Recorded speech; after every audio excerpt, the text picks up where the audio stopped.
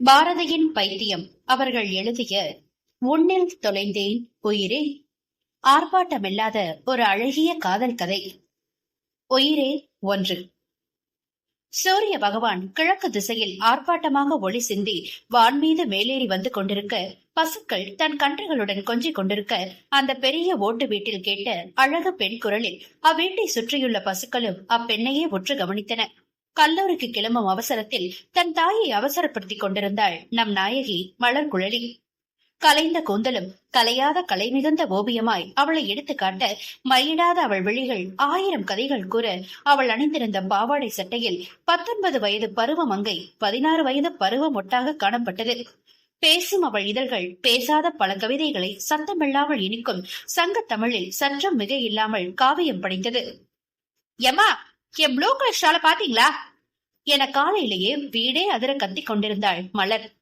ஏண்டி, அந்த பீரோல தானே எல்லாம் வச்சிருப்ப, கண்ணை முன்னாடி வச்சு தேடிப்பாரு என சமையல் கட்டில் இருந்து குரல் கொடுத்தார் மலரின் அம்மா பாக்கியம். இங்கதாமா இருக்கு, சாப்பாடு ரெடியா? காலேஜ் பண்ண வந்துட போகுது, கொஞ்சம் சீக்கிரமே கிளம்புனா என்ன உனக்கு? எப்ப பாரு சுடுதண்ணிய கால்ல ஊத்துன மாதிரி ஓட வேண்டியது. ஈஸ்வரன் பாக்கியம் தம்பதியரின் இரண்டாவது மகள் மலர்குழலி. முதல் பெண் செந்தமிழ் வாணி இன்ஜினியரிங் கடைசி வருடம் ஹாஸ்டலில் தங்கி படித்துக் கொண்டிருக்கிறாள். மலர்குழலி அருகில் உள்ள பெண்கள் கலை அறிவியல் கல்லூரியில் இளநிலை கணித முதல் வருடத்தில் காலடி எடுத்து வைத்திருக்கிறாள். விவசாயத்தை நம்பி வாழும் நடுத்தர குடும்பம்.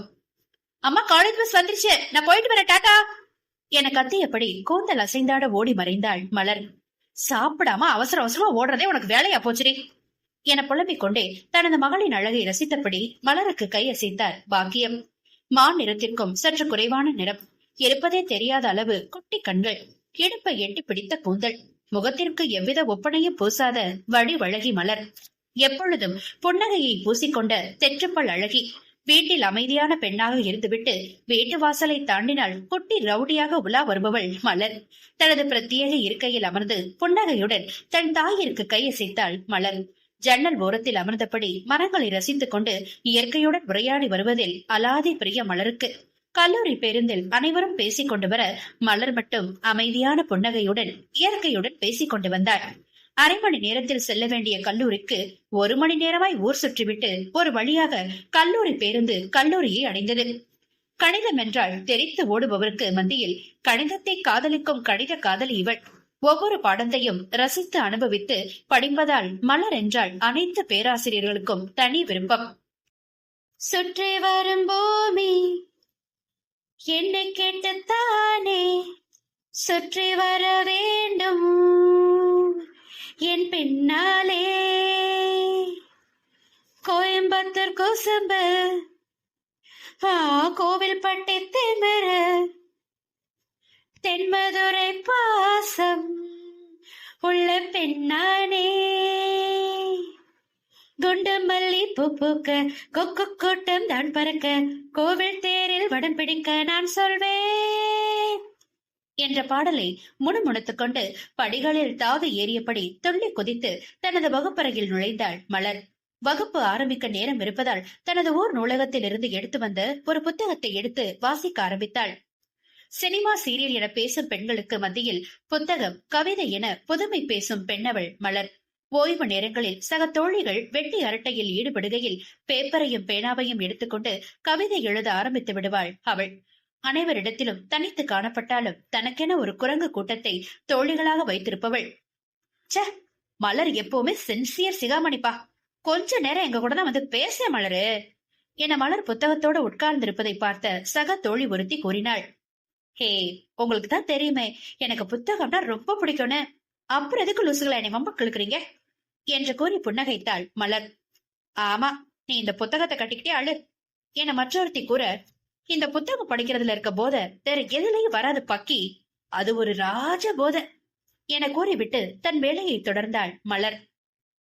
கொன்ன குடிக்கு அன்னக்காவடி எடுத்தாலும் இவளை திருத்த முடியாது என்று கூறிவிட்டு மலரின் வகுப்பு மாணவி தான் விட்ட சீரியல் கதையை விட்ட இடத்திலிருந்து தொடர்ந்தாள். புன்னகையுடனே அனைத்து வகுப்புகளையும் முடித்துவிட்டு வழக்கம் போல கல்லூரி பேருந்தில் ஜன்னல் ஓரத்தில் அமர்ந்து இயற்கையுடன் மாலை மங்கும் சூரியனுடனும் காதல் மொழி மௌனமாக பேசிக்கொண்டு வீடு வந்து சேர்ந்தாள் மலர். வீட்டிற்கு வந்ததும் தனது கல்லூரி பையை வைத்துவிட்டு அவசர அவசரமாக வெளியே கிளம்பினாள் மலர். வந்ததும் அவசர அவசரமா எங்க கிளம்புற? வேற எங்கம்மா, கழுத கெட்ட குட்டிச்சவரு, நூலகத்துக்கு தான் என பல்லை காட்டியபடி ஊர்ப்புற நூலகத்திற்கு கிளம்பினாள் மலர். சாப்பிட்டு போ மலரே என பாக்கியம் கத்தினார். வந்து சாப்பிட்டுக்கிறேமா, போயிட்டு ஒரு 10 நிமிஷத்துல வந்துருவேன் என்று ஓடி மறைந்தாள். மலரின் ஊர் நூலகத்திற்கு அவ்வளவாக யாரும் வரமாட்டார்கள். நூலகருக்கு உதவிக்க அதே ஊரைச் சேர்ந்த ஒரு பெண்ணை அமர்த்தி இருந்தார். அந்த பெண்ணை அக்கா அக்கா என காக்கா பிடித்து வைத்திருந்தாள் மலர். மலருக்கு தோன்றும் போதெல்லாம் அந்த பெண்ணை நூலகத்தை திறக்கச் சொல்லி அவள் இஷ்டத்துக்கு புத்தகத்தை தூக்கி கொண்டு வந்து விடுவாள். இது தெரிந்தும் தெரியாத மாதிரி நூலகர் காட்டிக் கொள்வார். எடுத்துச் சென்ற புத்தகத்தை சரியாக திருப்பி கொடுத்து விடுவாள் மலர் என்ற நம்பிக்கையில் நூலகரும் விட்டு விடுவார். லட்சுமி அக்கா, நான் வந்துட்டேன் என துள்ளி குதித்தபடி நூலகத்தில் உதவியாளராக இருக்கும் பெண்ணின் வீட்டின் முன் நின்று கத்தினாள் மலர். வந்துட்டியாடி இம்ச, இந்த தண்ணி கொடுத்து தூக்கிட்டு வா என நூலகத்திற்கு தண்ணீர் வைக்கும் குடத்தை மலரிடம் தூக்கி வர சொல்லிவிட்டு நூலக சாவியை எடுத்துக்கொண்டு இருவருமாக நூலகத்திற்கு நடக்க ஆரம்பித்தனர். உற்சாகமாக பாட்டு பாடிக்கொண்டே வரும் மலரை பார்த்தவர், குடத்தை கீழே போடுறாம வாடி என்றார் லட்சுமி. அதெல்லாம் நாங்க போட மாட்டோம், நீங்க நூலகத்தை தொடங்கக்கா என நூலகத்தின் முன்னே நின்று சுற்றி வேடிக்கை பார்க்க ஆரம்பித்தாள் மலர். அப்பொழுது நூலகத்தின் எதிரே பொங்க மரத்தடியில் ஒரு பையன் முதுகை காட்டிக்கொண்டு புத்தகம் படித்துக் கொண்டிருப்பதை பார்த்த மலர், எக்கா அது யாருக்கா நம்ம ஊர்ல புதுசா இருக்கு என்று லட்சுமி அக்காவிடம் கேட்டாள் மலர். ஓ அதுவா, உன்னை மாதிரி அதுவும் ஒரு புத்தக பைத்தியம். காலையில வந்து என்னை படுத்தி எடுத்துருச்சு. நம்ம பக்கத்து ஊர் தான், நம்ம நூலகத்துக்கு விடாம வர்றது நீங்க 2 பேர் மட்டும்தான். என்னது, என்னைய மாதிரி ஒரு ஜீவனா? அப்படி இருக்க கூடாதே என கூறியபடி நூலக வாசல் நின்றபடி அந்த பையனை நன்றாக உற்று கவனித்தாள் மலர். என்னக்கா மூச்சிலே தெரிய மாட்டேங்குது, பாக்க சின்ன பையன் மாதிரி இருக்காங்க. சின்ன பையனா? ஹே, அது வக்கீலடி. பேசாம வந்து புத்தகத்தை எடு, நேராச்சு, நான் போய் சமைக்கணும். யாத்தே, லாயரா? பெரிய இடமா இருக்கும் போலயே. நாமக்கே வம்பு. மலரு, வந்த வேலைய பாருடி என தனக்குத்தானே கூறிவிட்டு தனக்கு வேண்டிய புத்தகத்தை தேட ஆரம்பித்தாள் மலர். வேகமா எடுடி, நேராச்சு. அட எடுத்துட்டேக்கா, போலாம் போலாம், ரைட் என மலர் சிரித்துக் கொண்டு நூலக கதவை மூடிவிட்டு வெளியே வந்தனர் இருவரும். அந்த மரத்தடியை கடக்கையில் மீண்டும் அந்த புத்தக பைத்திய உருவத்தை பார்த்தாள் மலர். பெரிய தவமா இருப்பார் போல, அங்கிட்டு இங்கிட்டு திரும்ப மாட்டேங்கிறாரே. அந்த படிப்ஸ் மூஞ்சிய பாத்துடலான்னு பார்த்தா முடியலையேக்கா. அட எப்படி இங்கதான் சுத்தம் வக்கீலு, அப்ப பாத்துக்கலாம் வா என மலரின் கையை பிடித்து அழைத்து சென்றாள் லட்சுமி. அவன்தான் அவளவன் என அறியாமல் சாதாரண நபரென அவனை எண்ணி ஒருவித சுவாரஸ்யத்துடனே அந்த புத்தக பைத்தியத்தை கடந்து சென்றாள் மலர். நீயே என் மனக்கல்வன் என அறியாது உன்னை கடந்து சென்றேன். புத்தக காதலர்களான நாம் பொது அக காதலர்களாக இணை இணைவோமா? இணைவோம் என்றா நினைத்தோம், இணைந்தே மனம் தித்தித்தோம். தனியா அன்பின் தகிப்பாய் தனித்திருந்தும் தவித்தோம். புனையா காதல் கவியாய் புதிதாய் வாழத் துடித்தோம். பெரிய அன்பின் நினைவாய் துடியாய் நிதமும் துடித்தோம். தெளிவாய் தெளிந்த நிலவாய் தேவதை அவள் மிளிர துளியாய் துளிரும் மழையாய் ஒளியாய் காதல் மிகையாய் தவிக்க தவிக்க அவள் உருவை காத்தேன் மயில் தோகையாய்.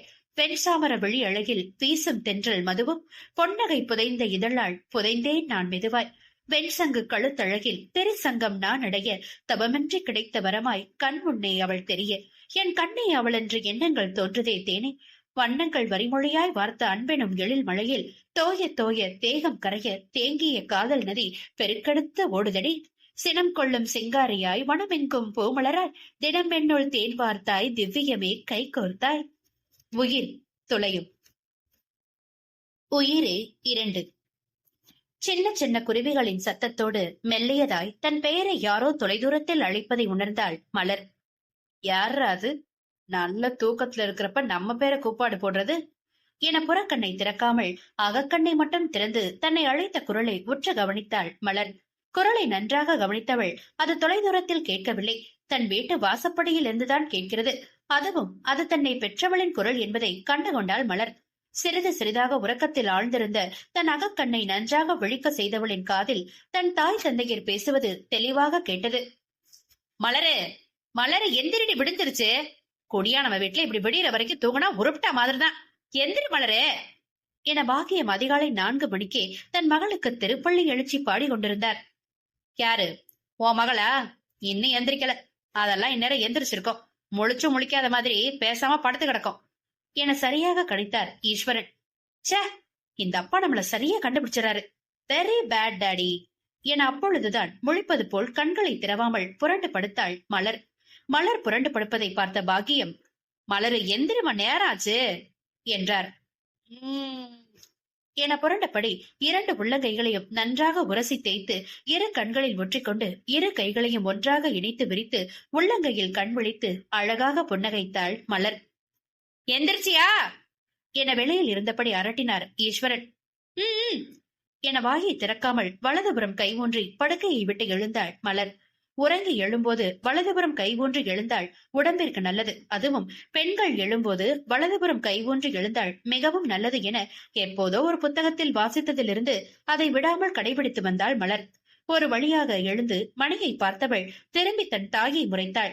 இடுப்பில் கை வைத்து, மத்த நாள்லதான் இப்படின்னா ஞாயிற்றுக்கிழமை கூட இப்படி 4 மணிக்கு எழுப்பி ஏமா உயிரை வாங்குற என்றெண்ணியவாறு தன் தாயின் முன் நின்று அவர் கழுத்தை நெருப்பது போல் வாயை திறக்காமல் சைகை செய்தாள் மலர்.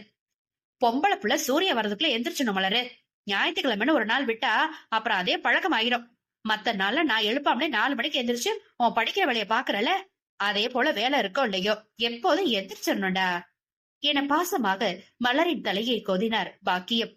அதற்கு விடாமல் தன் தாயை முறைத்தவாறு வாயை திறக்காமல் என்றவாறு நின்றிருந்தாள் மலர். இது ஒரு பழக்கம் அந்த பிள்ளைக்கு. தூங்கி எதிர்த்து பல்லு விளக்குனாதான் வாயை திறந்து பேசும் என தலையில் அடித்துக்கொண்டு வயலுக்கு புறப்பட்டார் ஈஸ்வரன். அடப்போயா என தன் அப்பாவிற்கு பழிப்பு காட்டிவிட்டு தன் அன்றாட வேலைகளை விரைவாக செய்து முடித்து அவசர அவசரமாக குளித்தாள் மலர். ஞாயிற்றுக்கிழமை அதுமா இவ்வளவு வேகமா எங்கடி கிளம்புற என குளித்துவிட்டு தனது குட்டி ஆட்டுக்குட்டியை கொஞ்சிக் கொண்டிருந்த தன் மகளை பார்த்து கேட்டார் பாக்கியம். இன்னைக்கு ஞாயிற்றுக்கிழமைல, அதான் நூலகத்துக்கு போறேன் என்று குதித்துக் கொண்டு சாப்பிட சென்றாள் மலர். அப்படி அந்த நூலகத்துல என்னதான் இருக்குமோ, படிக்க போற அன்னைக்கு சாயந்தரம் ஓடி போற, லீவு நாள்ல காலையிலே ஓடிடுற, சாப்பாட்டை கூட மறந்துட்டு 2 மணிக்கு மேலதான் வீட்டுக்கு வர்ற, நூலகத்தை திறக்கிறதும் நீதான், அதை இழுத்து சாத்திட்டு வர்றதும் நீதான். உனக்கு அங்க என்ன சம்பளமா கொடுக்குறாங்க எல்லாம் அந்த லட்சுமி பிள்ளைய சொல்லணும். அந்த பிள்ளை பின்னாடியே சுத்திக்கிட்டு தெரியற. மா, நூலகத்துக்கு தானே போறேன், வேற எங்கேயுமா போறேன், நான் போயிட்டு வரேம்மா என சிட்டாக நூலகத்தை நோக்கி பறந்தாள் மலர். உன் அப்பா வந்து கேட்டா நான் என்ன தெரிய சொல்றது என்று கத்தினார் பாக்கியம். அவர் பாடுற பாட்டை நீங்களே கேட்டுக்கோங்க, டாடா என்று அன்று தன் வாழ்வானவனை சந்திக்க போகிறோம் என அறியாமலே துள்ளி குதித்தபடி ஓடி மறைந்தாள் மலர். அப்பனுக்கு மகளுக்கு இடையில மாட்டிக்கிட்டு நான் தான் முழிக்கிறேன் என ஓடும் மகளையே பார்த்தவாறு நின்றிருந்தார் பாக்கியம். நடையில் துள்ளலுடன் லக்ஷ்மி அக்காவின் வீட்டிற்கு வந்தவள், அக்கா 9 மணி ஆயிடுச்சு, வாங்க வாங்க, இல்லடா சாவியை கொடுங்க, நான் போய் திறக்கிறேன் என துள்ளி குதித்தாள் மலர். இருடி வர்றேன் அவசரத்துக்கு பிறந்தவளை என கூறிவிட்டு சாவியை எடுத்துக்கொண்டு வீட்டை பூட்டிவிட்டு மலருடன் சேர்ந்து நடக்க ஆரம்பித்தாள் லக்ஷ்மி. கொடுங்க சாவியை, நான் தான் திறப்பேன், நான் தான் முதல்ல உள்ள போவேன். லக்ஷ்மி அக்காவிடம் இருந்த சாவியை பறித்து கொண்டு ஓடி சென்று நூலகத்தை திறந்தாள் மலர். ஐயோ, இவ இம்ச தாங்க முடியலையே. அடியே, உனக்கு 20 வயசு ஆகப்போகுது, தெரியுமா தெரியாதா? இன்னும் 10 வயசு புள்ள மாதிரியே பண்ணிட்டு தெரியற. எனக்கு 70 வயசே ஆனாலும் இந்த என்னோட குணம் மாறாதுக்கா. எங்க எப்படி இருக்கணுமோ அங்க அப்படி கரெக்டா இருப்ப என்று லட்சுமி அக்காவை பார்த்து தன் தெற்றுப்பல் தெரிய அழகாக புன்னகைத்தாள் மலர். நூலகத்தை திறந்து முதல் ஆளாக உள்ளே நுழைந்து அனைத்து ஜன்னல்களையும் திறந்து கொண்டே, இன்னைக்கு நான் தான் ஃபர்ஸ்ட் என துள்ளி குதித்தாள் மலர். ஷோ, ஏண்டி படுத்துற என சிரித்துக் கொண்டாள் லட்சுமி. நீங்க அட்டெண்டன்ஸ் கொடுங்க, நான் தான் 3ஆவதா கையெழுத்து போடுவேன். முதல்ல சார் போடுவாரு, 2வது நீங்க. இந்த 3வது இடம் எப்போது எனக்கு தான். இதுல யாராவது கை வச்சாங்க அப்புறம் இந்த மலரோட மறுமுகத்தை பாப்பீங்க என்றவாறு நூலகத்தின் வருகை பதிவேட்டில் 3ஆவதாக ஆங்கிலத்தில் கையெழுத்திட்டார் மலர். சிறிது நேரத்தில் நூலகர் வந்துவிட அதுவரை குரங்கு சேட்டை செய்து கொண்டிருந்த மலர் நல்ல பிள்ளையென அமைதியாக ஒரு புத்தகத்தை எடுத்து வைத்துக் கொண்டு போய் அமர்ந்தாள். அவள் அமைதியாக அமர்ந்ததை பார்த்த லட்சுமி வாய்க்குள் சிரித்துக் கொண்டாள். லட்சுமி அக்கா சிரிப்பதை பார்த்த மலர் அவரை முறைத்து தள்ளினாள். குட் மார்னிங் சார் என உள்ளே நுழைத்த நூலகருக்கு சமர்த்தாக ஒரு வணக்கத்தை வைத்தாள் Malar. Good morning, good morning. நான் பைக் நிறுத்துறப்ப சத்தம் அங்கே வரைக்கும் கேட்டுச்சு, இப்ப சத்தத்தையே காணோம்.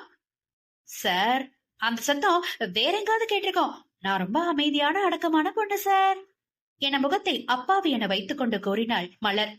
அதான் தெரியுமே எவ்வளவு அமைதியான பொண்ணுன்னு என்று சிரித்துக் கொண்டார் நூலகர். உங்களுக்கும் தெரிஞ்சிருச்சா? நூலகம்னா அமைதியா இருக்கணும். இப்படி சத்தம் போட்டுட்டு இருந்தா ஊருக்காரங்க என்னையதான் திட்டுவாங்க. அதனால கொஞ்சம் பார்த்து பண்ணுங்கம்மா அதெல்லாம் நூலகத்துக்கு யாராவது வந்தா நான் அமைதியா சார் இருப்பேன். நீங்க ஏன் சார் பயப்படுறீங்க? இந்த மலர்குழலியை நம்பினோர் கைவிடப்படார் என மந்தகாச புன்னகையுடன் கூறினாள் மலர். அதை கேட்ட நூலகர் சிரித்துக் கொண்டே தன் மேசையின் உள்ளே இருந்து ஆனந்த விகடனை வெளியே எடுத்தார்.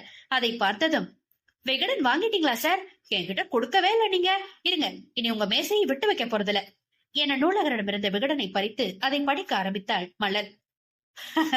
அந்த விகடன் இங்க கொடுங்களே, நான் ஒண்ணு கேக்குறேன், அதுக்கு பதில் சொல்லுங்க பாப்போம் என்றவாறு திரும்ப மலரிடமிருந்து விகடனை வாங்கி அதில் முதல் பக்கத்தில் போட்டிருந்த கேலி சித்திரத்தை காட்டி, இதை என்னன்னு அதுக்கு அத்தை சொல்லுங்க பாப்போம் என்றார் நூலகர்.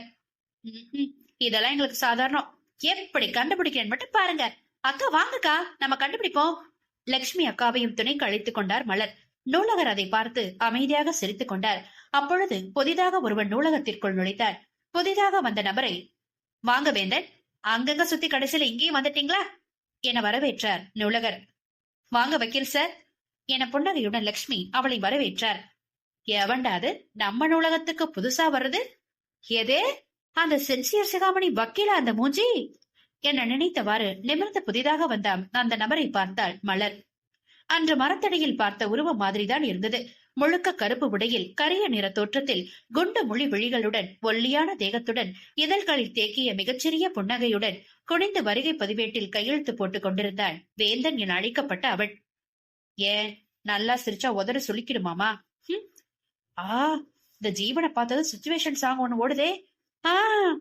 கருப்பத்தா எனக்கு பிடிச்ச கலரு, கருப்பத்தா எனக்கு பிடிச்ச கலரு, அவன் கண்ணு ரெண்டோ என்ன மைக்கு 1000 வாட்ஸ்அப் பவரு, அடியே மலரு 1000 வாட்ஸ்அப் பவரு.